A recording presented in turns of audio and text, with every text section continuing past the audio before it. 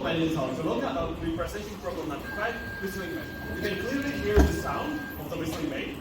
Okay, so the problem statement is when a stream of water hits a rigid metal mesh within a range of angles, whistling tone may be heard. Investigate how the properties of the mesh, stream, and angle affect the characteristics of the sound produced.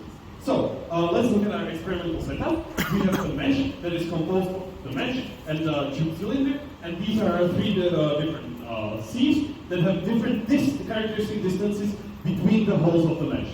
Okay, so we investigated the mesh spacing, we investigated the mesh angle, and the water jet speed.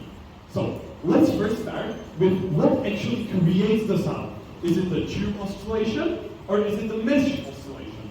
So, we can test this quite easily. If we dump the tube, we can still hear the sound produced, but if we touch the mesh, it is like, okay, in short time, please. No. Okay. Can you go back? Okay. So, go back because.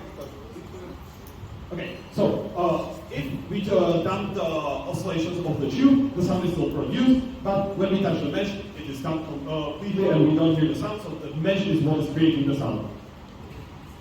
So, if we look at the frequencies of the sound created, we can see here that this is the first frequency, and as we are increasing the jet velocity, the frequency increases. So there's going to be some driving force that is going to depend on the jet velocity, and there's going to be a jump. So from this, we conclude a hypothesis that the mesh is going to oscillate at a natural frequency. So let's investigate a bit about this. So we can model the mesh as a circular membrane using the 2D wave equations, and here we can see it written down, where U is the transverse displacement, C is the speed of the sound of material of the mesh, and if we separate it into two functions, one of the radius, one of the angle, we can solve it, and the solution is actually the beta function, where Jm is going to be dependent on radius, Phi-mn is going to be dependent on the angle, and Xmn is going to be the n0 of the Jm function. So now that we have the analytical solution, we can explain our coordinates, where r is going to be the distance from the middle, phi is going to be the angle, and if we set our boundary conditions to be as that the edges do not oscillate, and that the excitation in the middle of the whole membrane is finite, we can get a nice analytical solution for basically any frequency using the XMN, which is the M0, the membrane tension, and the area density. And to demonstrate this, we calculated it for the natural frequency of our system. So these are the different modes where we observe the mode O1 and mode 11. So basically the mode O1 is quite easy, it oscillates up and down, but we have more complicated modes. There is some like asymptotal oscillations, and it makes the whole system more complicated. That's probably why we can observe it. So, and the other modes are going to be the like multiplications of the natural frequency. Here you can see that basically this is the mode 11. If we hit the antinode, meaning we hit it on the side, it actually oscillates and creates the sound. But if we hit it in the middle, the sound isn't produced because we are hitting the node. This is a further proof that our theory of the different membrane oscillations is true. Okay, so we measure the natural sound by hitting it with a pencil, and we measure the sound. We have here the frequencies measured, and if we actually look at our calculated frequency,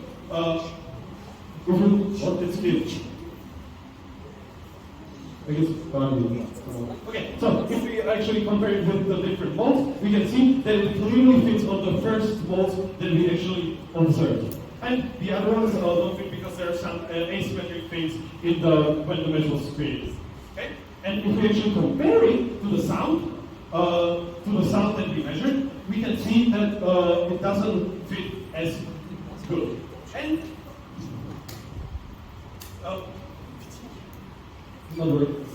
okay, there is a big error theory and the experiments. So we have to somehow improve our theory. So what we did is we measured the natural sound of the sea under the flow of water, which is actually, if you look at the graph that is going to pop up on the screen in a bit, we can see that the natural sound is clearly has lower frequency than without the water. And we have to somehow explain that and include it in our numerical model. Okay, so the first thing that happens, that there is a layer on top of this. It's giving slides like randomly inside.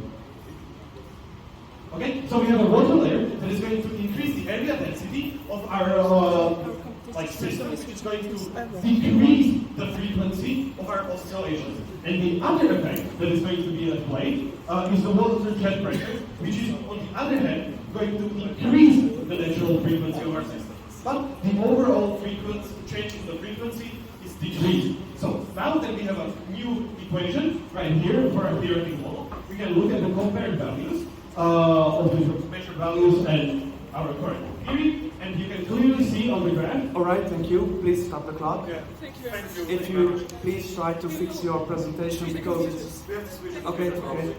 It seems like that something is technically not okay with the presentation. Maybe I can explain. Our computer just tells us randomly switching between slides and we couldn't really control it. Thank you. And this is not good neither for the opposition nor for the opposition for the review. So.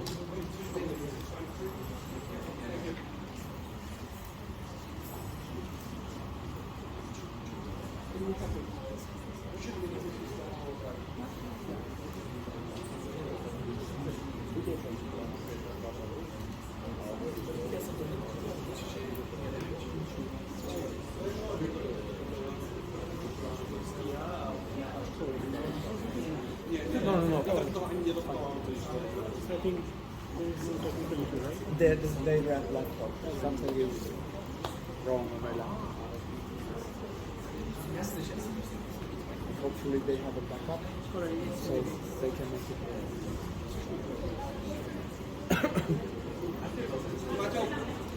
it.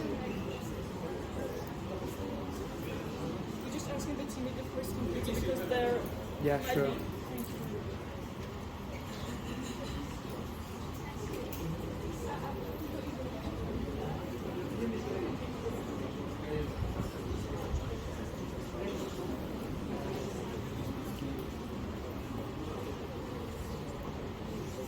Can I explain the part again?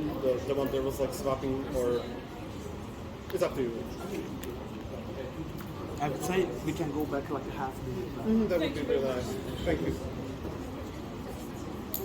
Okay, mas design we are having good.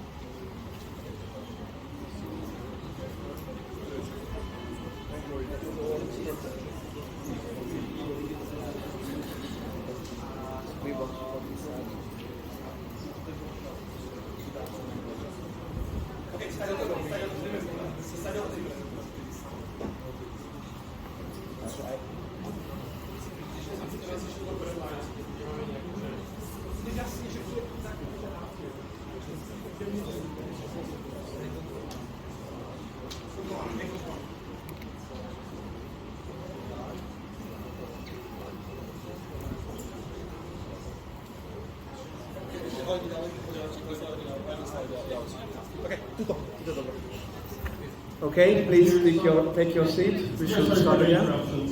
Okay, so here we can see our actual measured values, and if we compare it with the theory that we devised, we can see that it actually doesn't fit very well.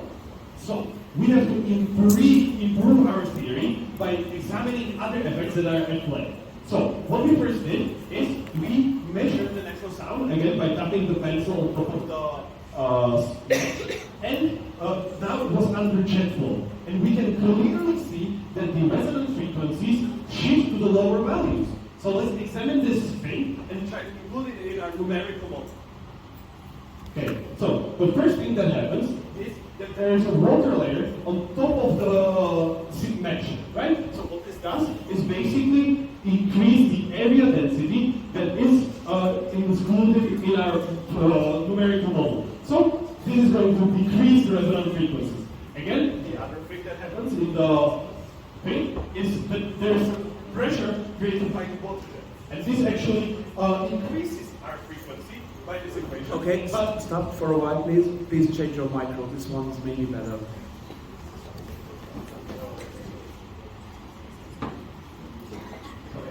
You hear me? Yeah. Okay, so what the jet does is actually increase the resonant frequency. But in the end, the resonant frequency decreases.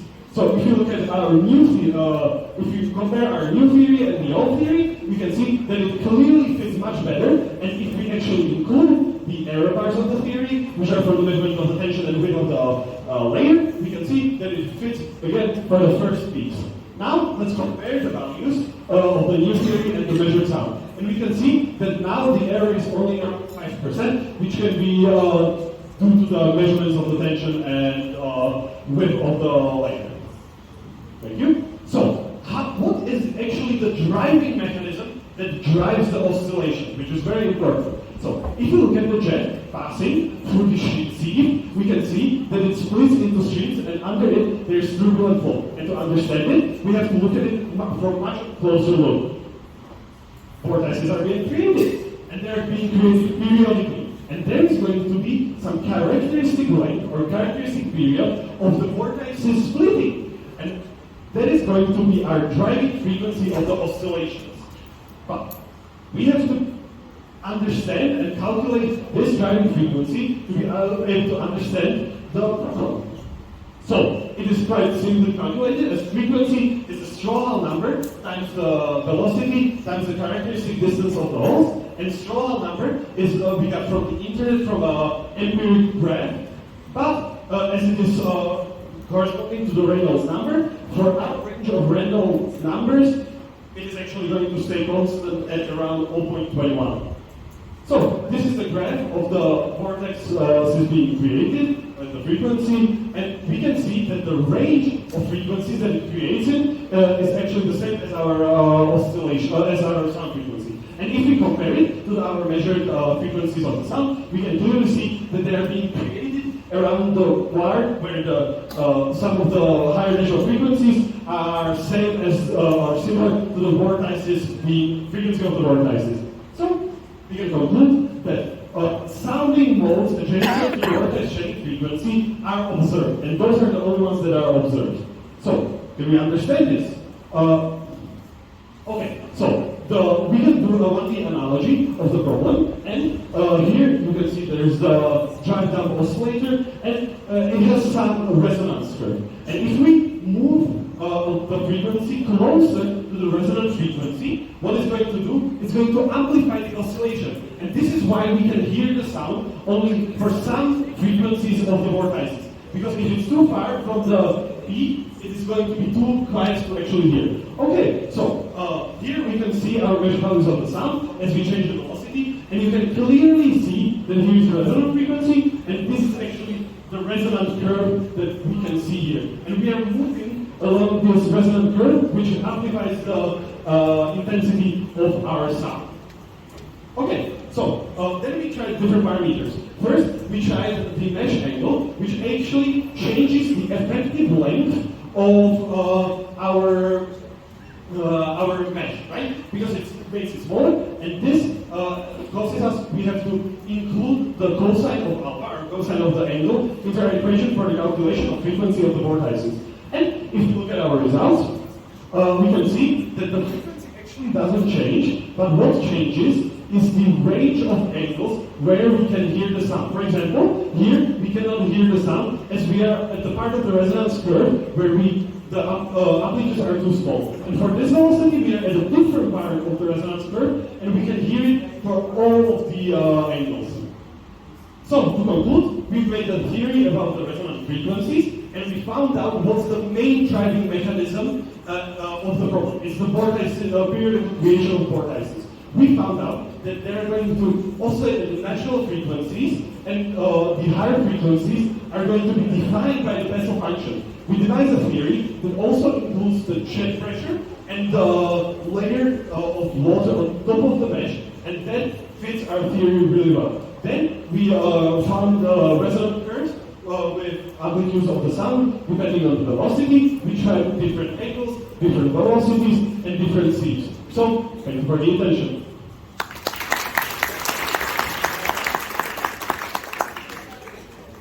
Yes. Reset the clock. What was the Reynolds number?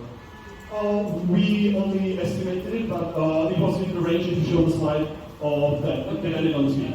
What was the stiffness of the mesh? Stiffness of the mesh? Yes. Tension we measured, if we have it probably in the appendix. So this is the range of Reynolds numbers. Okay. And this is what we're doing. So around 100 to 1000? Yes. Around 1000. Okay, and what is the stiffness of the mesh? We only calculated the tension, and I'm not sure if you have it actually in the presentation, but we use it for calculating the frequencies. Okay, and what is the whole size of the mesh? And how was it built? This is short, it was like maybe 8 centimeters, right? Okay, and it's still in the power? Yes. Okay, so those were not the wires, right? In the mesh? No, those wires. So you can create a mesh with straight wires. Oh, no, it was like a T-string. If you can look at yes, here you can see. So thank you. And what was the natural frequency of the whole system? Well, we only calculated the natural frequency of the mesh, as that is what actually creates the sound. And is the mesh connected to the cylinder? Or? Yes, and we tried doing it with and without the cylinder. Okay, you are measuring the velocity, right? You are changing the velocity. How are you controlling it? We use, I think, maybe answer? Well, we change the initial velocity, and the velocity increases as No, how do you control the velocity? How do you control velocity and how do you measure it? by changing it, the initial on the velocity. And also the height of the drop. And how do you control the flow then? Sorry? How do you measure and control the flow? Well, it was we only checked the flow and how it looked, and it was spread longer. Okay, one more question. So, can you show the time 30 on the floor? Okay, just What is the flow time of the system? longer. Okay, thank you. Time is over. Yeah.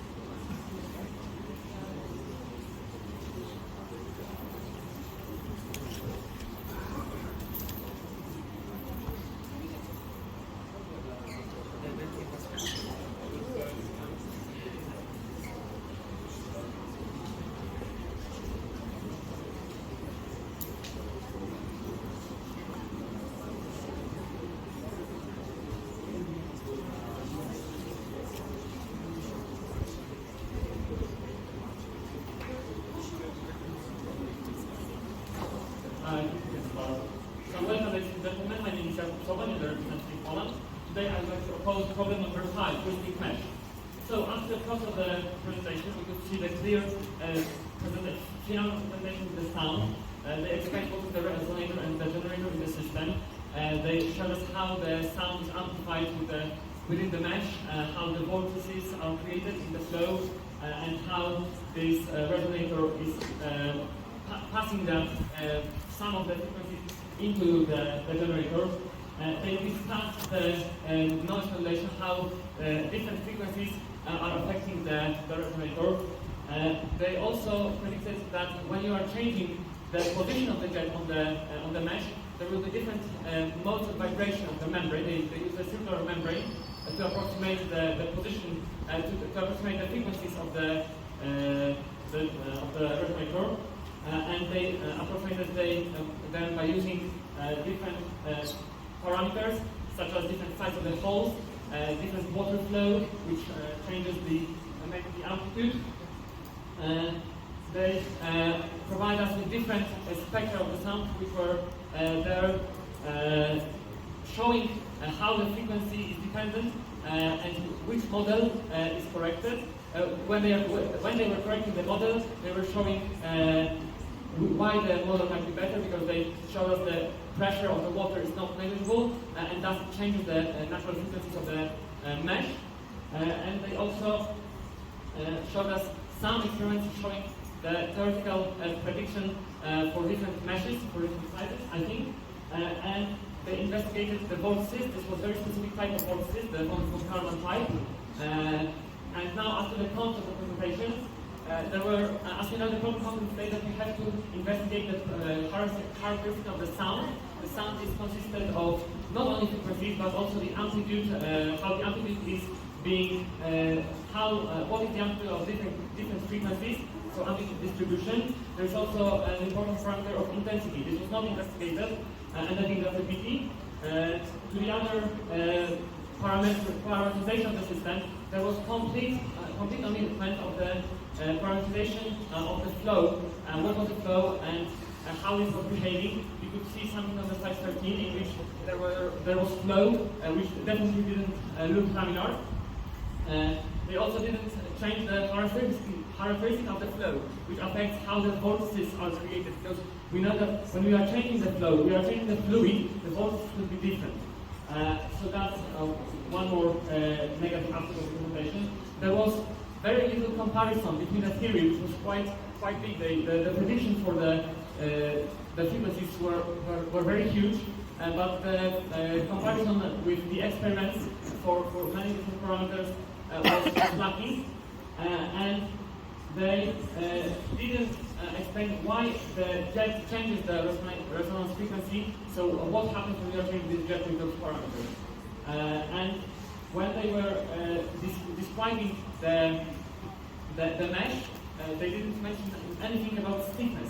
And they assumed that there is no stiffness, I think, because they used the membrane model in which there is no stiffness. And I think the stiffness of the mesh is quite important here, because this is a rigid metal, right? So there is some stiffness, and this stiffness is something that will make the membrane, this mesh oscillate with the frequencies in which it oscillates. So can we go into the discussion now? So can we go to slide number 13?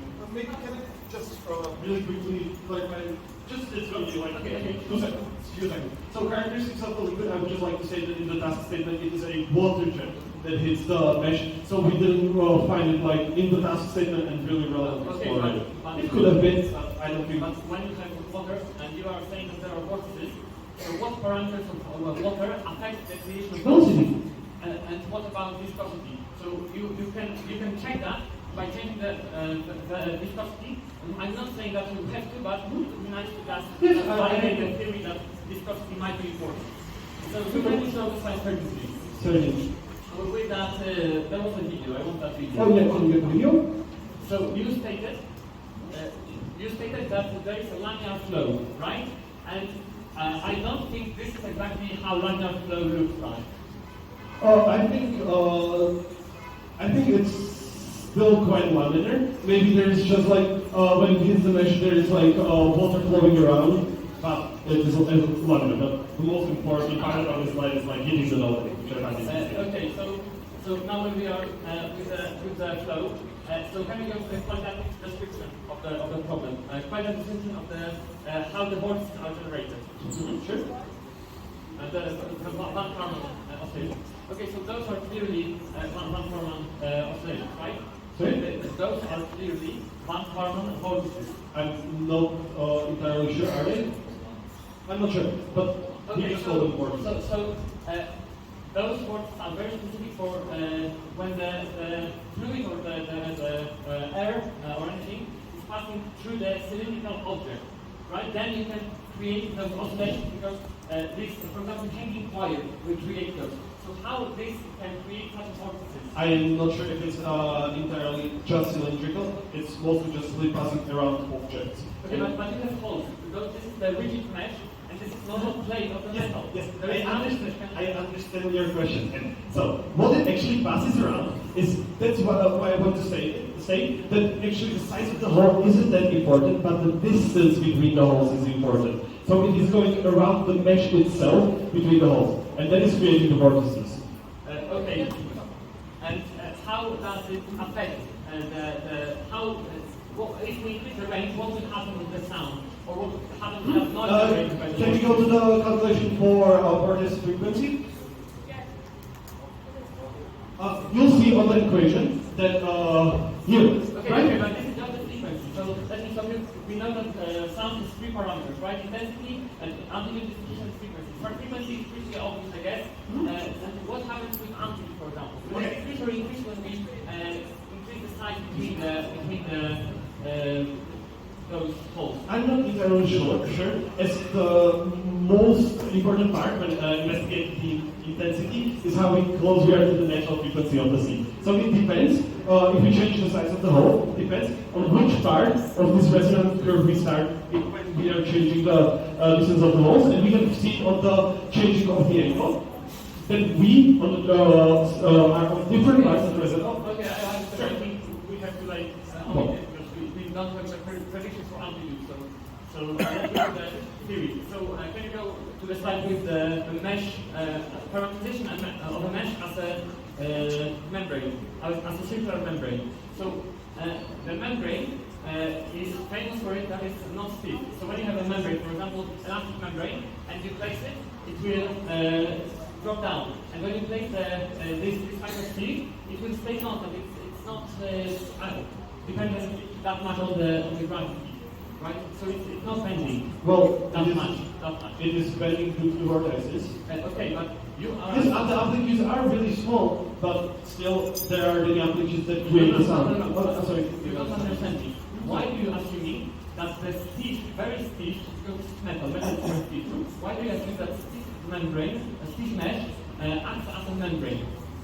Well, it genuinely just works like a membrane, because it is oscillating, and that is actually creating the sound. Shouldn't you use more of a? I think that you should use something like a plate vibration, or you have. I think you have. We assume that it is a plate and without holes, but it still works like a 2D membrane. And if you actually look at the values of our measurement, that is actually a good point, and that is what might cause the deviation from the theory at higher peaks. But in my opinion, as we only were able to observe the first two holes, and then are the important frequencies that fit very, very well. But yeah. Okay, so when we are here at the standing recording, I wanted to ask about this. Why do you have two peaks here? Because I don't understand the phenomenon. Or they are clearly different. Yeah, there's like imperfections in the seed.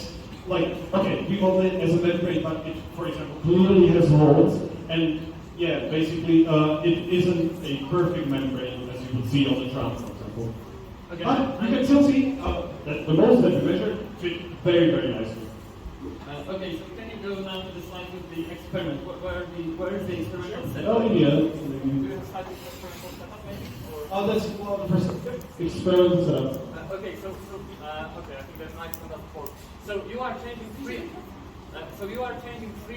Parameters. Even closer the micro to your mouth, please. No, it's out. Okay. So you are taking three parameters. Please take the other one. Three types of different. Please use the other micro. So you are changing three parameters. So the one is mesh spacing, I guess you know it. The other one is mesh angle. How mesh angle affects other frequencies of the sound? Maybe go to the board? Yeah, sure. And can I get a marker? Okay, so as you Please use the mic. Please have him with the micro meanwhile. as we have the As we have the C, and there are the holes between them. If it's like straight like this is going to be this is going to be our characteristic distance of the holes. Does it make sense? Yeah. But if we incline it, and jet is actually going like this is going to be our characteristic distance. And then from this equation, you can see the cosine alpha changes the. I know about the frequency. I want to know how it will affect the amplitude. I just didn't have time to say. Actually, the water, when it's on the inclined sea, it decreases the amplitude, and there is less, basically, force driving the water. And why does it work only when the sea is inclined? Does this work only when the sea is inclined, or did you achieve this phenomenon when the sea is... Can you maybe go to the next slide? Okay, so here you can actually see that with a slightly inclined sea, we actually hear the sound. You can see. That is around, in my estimate, would be like 5 degrees. Okay, but this is... okay, so thank you. So thanks for the clarification. And can you show me the slides of the altitudes, whatever? So this is no, this is not the amplitude. I wanted the spectrum of the sun. You had the slide. So my question is, how different amplitudes are affected and by the parameters of the mesh of the fluid? So why this peak is much lower than this peak, for example? Okay, so these are these are the measured values of when tapping it with a pencil, not of the induced vibration. I know, Okay. but why those peaks are lower than peaks with the zero smoke here? I have to think about it. Well, it would probably.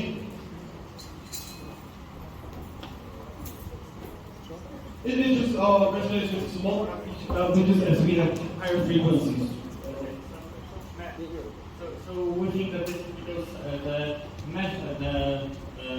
the distribution of the noise and how the boundary conditions are applied. So when you are putting the same jet of water into one position, it will be different than for the other. And when you are putting, so when you are placing the jet of water, for example, on the middle, then those holes will be much smaller because you can see that this one at the center is almost not like vibrating. Oh, thank you. So basically, the first thing I want to say is that it's actually monofrequent. We only hear one of these balls at a time. So basically, yes, if we hit the antinode, it is definitely going to oscillate it more. And if it does, as we show, it actually doesn't oscillate. Can you show me the slide, for example, for frequency? Yeah, I understand. So any slide with the velocity and dependence of the frequencies. And altitude if you have any. And the resonance parameters, that is the frequencies. And so why are those here much lower? Because they are definitely not even, I think, they are constantly lower. That's why. Okay, so Short answer, please. Okay, so it's Okay. the mesh, right? Thank you very much. Concluding summary of the So I think discussion. that the reporter here did quite a good job of describing what is the generator and resonator, even though I'm not entirely sure that the Van Karman is correct here. The voices shading of the Van Karman is correct. And I think that when he was using the approximation of the membrane, the error here might be because of the fact that the membrane is not stiff. So I think it would be nice to use it as a rigid mesh and, for example, simulate it for rigid mesh. After the experiment, I think that they are still lacking and they are working on the frequency. and there was not much stated about the amplitude of the frequencies. And the next frequency is the PT because it's the sound, this sound characteristics. And there was nothing about general sound intensity. So for example, when you are increasing the velocity, it would be nice to have the presentation too. So thank you for the summary. Thank you.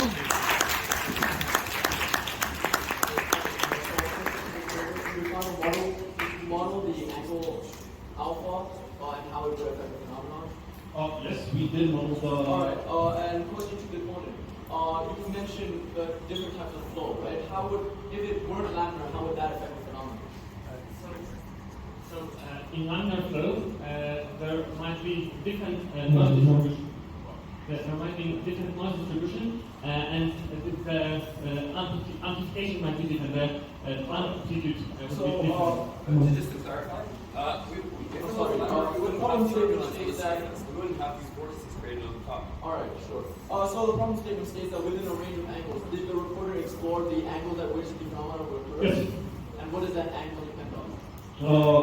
Well, the part of the, on which part of the resonance curve we are. Right, and so in slide 17, in slide 13, you were saying that because it hits the mesh at that certain angle, it's mode 1 to 1. How do you know it's that mode? Well, first of all, it measures the frequency. If we hit the node, it doesn't also identify the sound. Right, and so why is the problem statement that it has to be a rigid mesh? Why does it have to be rigid? Does the opponent have a comment on why the mesh has to be rigid? May I call you answer? Sure. Well, it has to be rigid. Well, it increases the frequencies of oscillation and vibration, and they correspond more to the size of the frequencies of the vortices created by the Alright, so moving on. I believe that the problem statement is that investigate the characteristics of sound. What are the characteristics of sound? So we think that there are three. There is general intensity of the sound. There are amplitude distribution, so how the amplitude of each frequency is the level of it, and there is the normal frequency. And to the reporter, did you investigate all three of these It's characteristics? monofrequent. First of all, it's monofrequent. We investigate the frequency, and we automatically explain the intensity. And so the problem statement also states that vary the properties of mesh. What were the properties of mesh? Because I only saw that you varied the length of the mesh. Yes, Varied that is velocity of the the distance between the holes. That was the most important part of the Alright, and so as for the... Does the opponent have a comment on that? That they change. I think that would be nice if they change the different stiffness coefficient of the. It would be the most important thing because then the normal frequency would change. But they didn't have a model for the. Right. On slide 17, can the reporter go to slide 17? Are you assuming that water is distributed evenly across the mesh? Does the opponent agree with this assumption? This is some kind of approximation. I'm not totally agree, but as an approximation, I think it might be okay. Right. And so, would the opponent have any suggestions to improve the improvement to the reported setup? Do you think the reported setup is acceptable? Experimental setup, or so I think you need to change the stiffness sizes because we know that. Okay. May I finish? So when you are changing the diameter of this of the mesh, then you get the same hydrodynamic vortices, but you don't get the sound because of the fact that the vibration. Okay. Is I think it's clear what you meant. Thank you.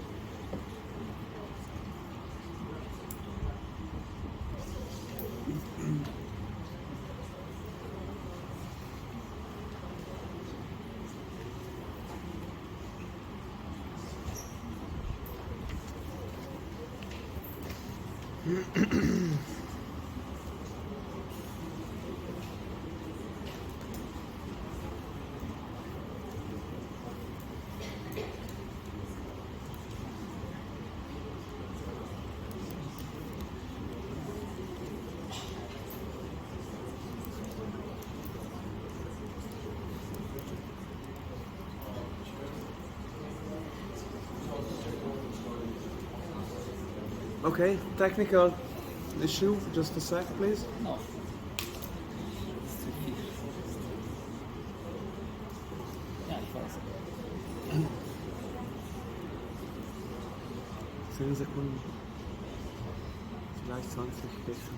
Okay, you may start. Alright, my name is Charoenwat from Thailand. Today I'll be evaluating reviewing problem 15 Muslim mesh. So the main point of the problem statement is to investigate how the properties of the mesh, stream, and angle affect the characteristics of sound produced. So onto the reporter evaluation. I believe that in terms of task fulfillment, the reporter was very incomplete, did not fully complete the task, and this will be expanded later on in the evaluation. So, to reporter review, he introduced the phenomenon demonstration using multiple theories: 2D wave jet pressure, the position of the stream versus how that would affect the mode of oscillation, and how the sound would be affected with water on top of the mesh. And also explained that this phenomenon is caused by vortex shedding, and how that would influence the resonance, how that would cause resonance in the mesh. The parameters he explored was the length of the mesh, I believe. He had 3 variations. Jet velocity, I believe that he only had 2 variations in terms of jet velocity, and it was quite unclear how that really influences its frequency, because he said that it increases frequency. However, I don't believe that there is enough trial to show that. And mesh angle, where he said that it would affect the mode of frequency.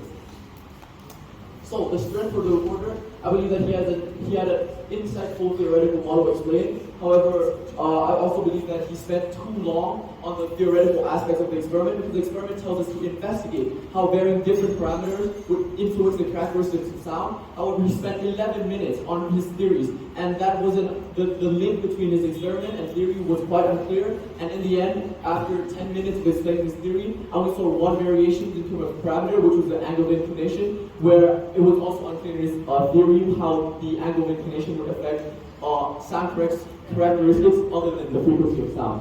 In terms of the opponent evaluation, I think he was very well prioritized in terms of short questioning. He pointed out that the reporter had a non-laminar flow in one of the slides, which was a very good observation. I did not catch that. He also checked the reporter's understanding of the phenomenon. In terms of weaknesses, I believe that he did not clarify or focus on enough in terms of how well controlled the experiment was, and he also put too much emphasis on some parameters that I believe that were not that relevant. And he also did not point out that there were insufficient parameters explored, because this whole problem statement is for us to investigate the phenomenon. And so for the opponent task improvement, I would say it's satisfactory, because he did summarize the report, he did point out a number of flaws and suggested his own improvements.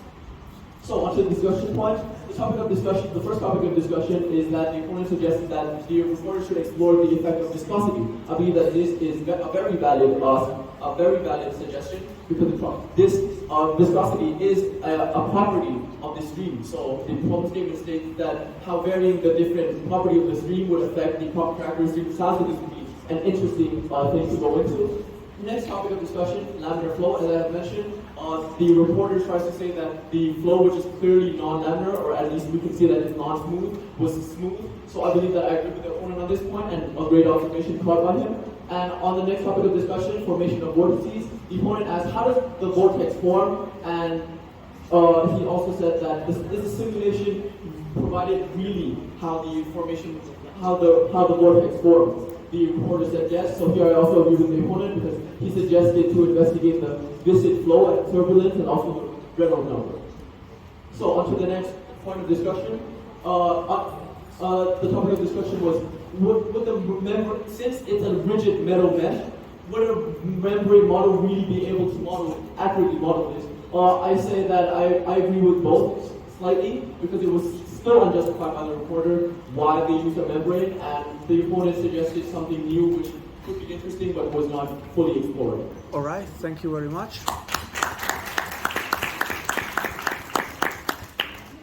Okay, so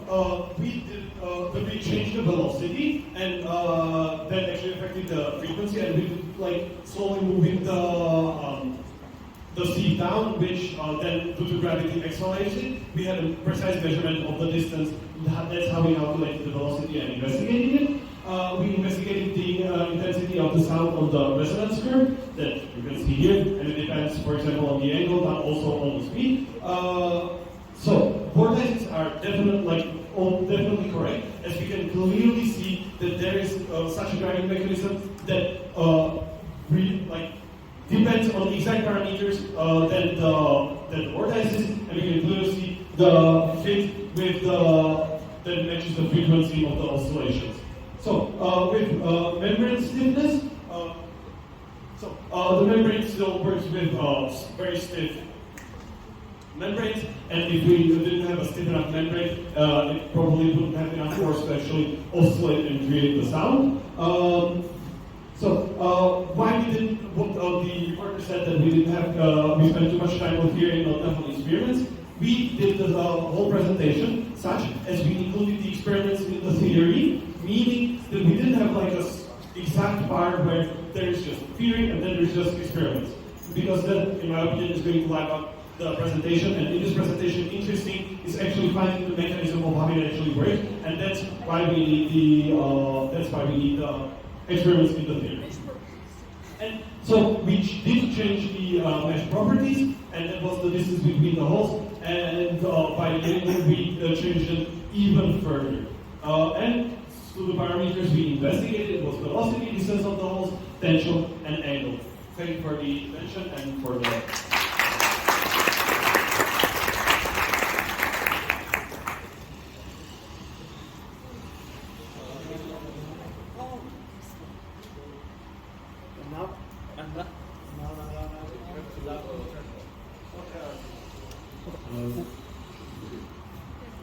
It's supposed to work. Okay? So, questions of the jury? You first, maybe? Yeah, first question is to the reporter. Please go to the slide. The reporter. Please go to the slide where you have a wave equation with a periodical driving force. It says 28 or like any other. 28. It's the drive that also over. Meanwhile, like, I mean, this one. Yeah, this one, exactly. So, like here, you solve, first question is, did you solve the equation, and like, was the first harmonic omega, or like, what was the result of this? Okay, this is just to show that we can, this is an analogy, so we can show the resonance curve, and like, this is not describing our exact law, but it is just an analogy for the resonance curve. Okay, thank you. Can you go to slide 14? That's spectral, where you show the 14. 1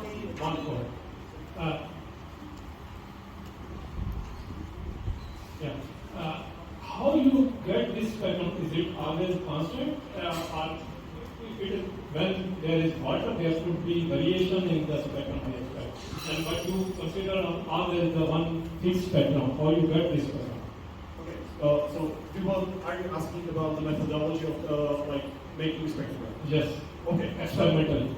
Experimentally, we took the seed and just stamped it with a pencil to make it oscillate, and then created the spectrogram. We analyzed that sound. We made the spectrogram in August. Or this was yeah. Yes. Okay, go to slide the next one, 17. 17? Yes. Okay, you consider the layer of the water over the mesh. Do you consider the other side? Yes or no? Sorry? Do you consider the other side of the mesh? For the layer, water layer? No. Okay. For the review, do you consider that's important?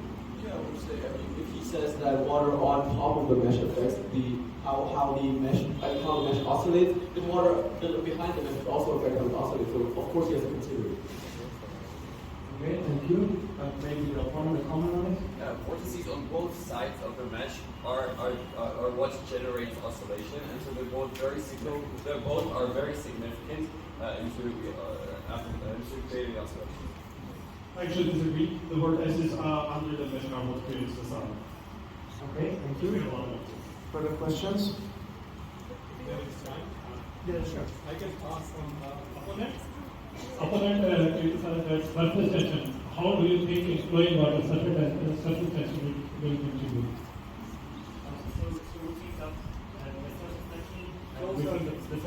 We think that the surface tension is not that significant here. But we are not sure. This is just the assumption because of the fact that when water passes through that, this is fully underwater. There is no air. I don't know the true effect of surface tension. However, since it is a property of the stream, it should be investigated. So assumptions like that, I don't believe that you can make assumptions like that. I will just say that in the last segment there's just water and like the properties of the mesh and the stream itself and the theory behind it is much more interesting and much more important. You mentioned in the theoretical discussion that the size of the hole doesn't matter. The only thing that matters is the distance between the holes. Do you have any experimental data to that? I would like that the Reynolds number is affected by the size of holes, and we try to text emails and we run over stores to get meshes and we try to get as much as we could. And there might be some difference in them, but as you can see for our way of Reynolds numbers, store number is the same. I think that's point in time or something, but do you have any result that shows that you have varied the size of the hole, but the distance was the same, and the frequency did not change? As stated, okay, different measures. It changes the surface density. Okay, thank you. Georgi? Go to the slide where you show some modes, so selecting different types of modes. 28, for example. This is okay. You got this numerically, right? These modes. Sorry? You got this numerically, right? This is from internet, but yes. It's message-based functions.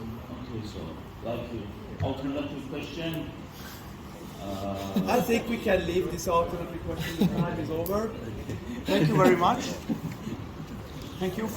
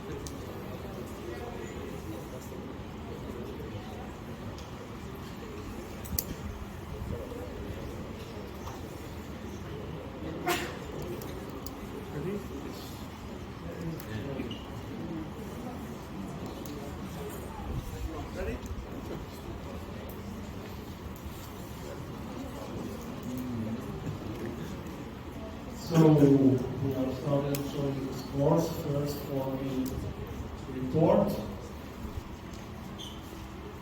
It's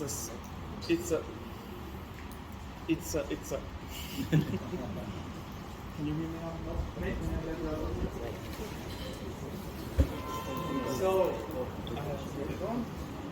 So it's 7, 5, 5, 4, 7, and 6. Now scores for the opposition. It's 8, 7, 8, 8, 9, and 7. And finally scores for the review. 7, 8, 9, 8, 8, and 7.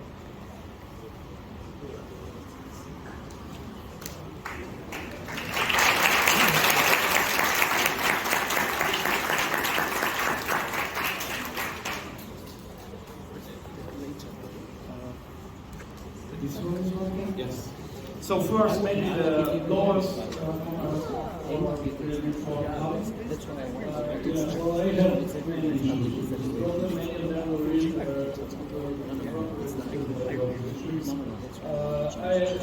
afraid that this problem was quite real as a priori by the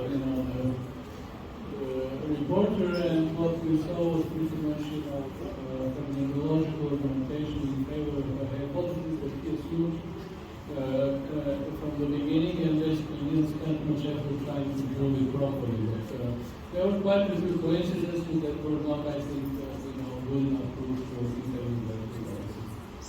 I had a lot of comments, and I've written them in this one. Maybe they'll be All right, I give a 7.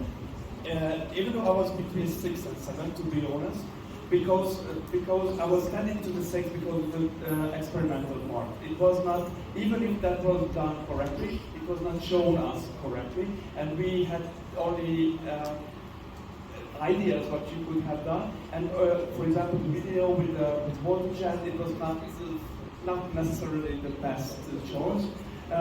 Even though, on the other hand, I think that the physics was quite correctly using, even as only an approximation, the Bessel functions, which were not necessarily very good at the beginning, but you did not give up, and you keep on working on, and made your theory something better, and it was even closer, even it was still, obviously, with some assumptions, could be even better, but there was a very nice theoretical and partially also experimental done job.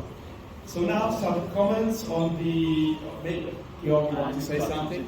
So, sorry, I feel like I have to justify my high grade. It was not the highest grade, but consistently I wrote 4 in previous report, and I gave here 5. And like the average was vice versa, so that's why I'm commenting for the highest grade. So basically the reason what I liked about your presentation is that I believe you in everything. So it was like you started very simple and started improving.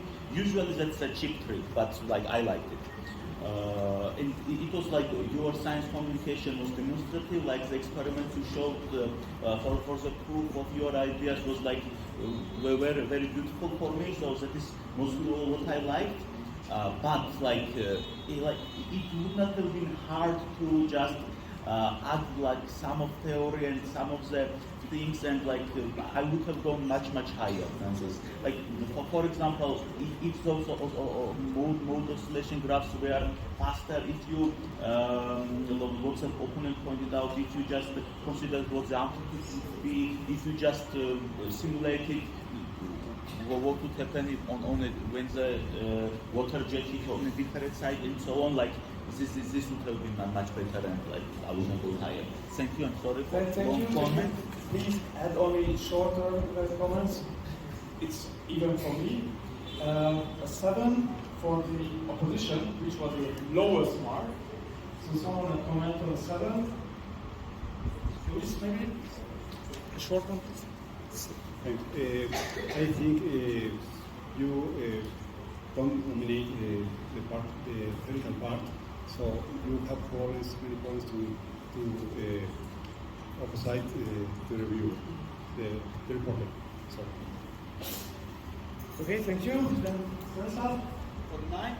Okay, I give 9 because we asked the right questions.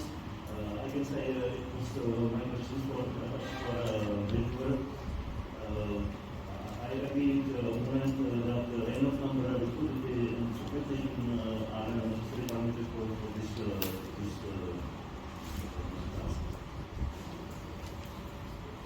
Thank you. That was part of the review. Anything, Professor Zulka? Overall, it is already in supervision. I will say they did a great job, but they did not highlight some of the irrelevant parameters like the position and also the case in the discussion. Thank you. And Georgi, high score for the review. First of all, what I really liked the most was the clarifying questions. It was full and adequate, covered almost everything. Probably what I would have asked. It was very good. And the rest of the review was almost perfect. I almost agree with everything. And you were very representative, and your sum up of discussion and opposition was great. I slightly disagree with the review of report in one or two cases about theory, but it was still good. Thank you very much. It's 11:33. I'm gonna be very, very strict on time. It's 43 starting time. Thank you very much.